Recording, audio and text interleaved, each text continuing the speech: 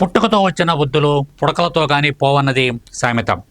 పాపిస్టి పాకిస్తాన్కు ఇది 100% వర్తిస్తుంది. మూర్ఖ మత ఛాందస భావజాలంతో కూడిన ద్విజాతి సిద్ధాంతం నుంచి పుట్టుకొచ్చింది ఈ పాకిస్తాన్. ఆది నుంచి కుటిల కపట నాటకాలకు తెరదీసింది. జమ్మూ కాశ్మీర్ని కబళించేందుకు 1947లోనే అనాగరిక ముష్కర తండాలను ఎగదోసి ఐరాస ముందు మాత్రం తెగ అమాయకత్వాన్ని ఒలకబోసింది.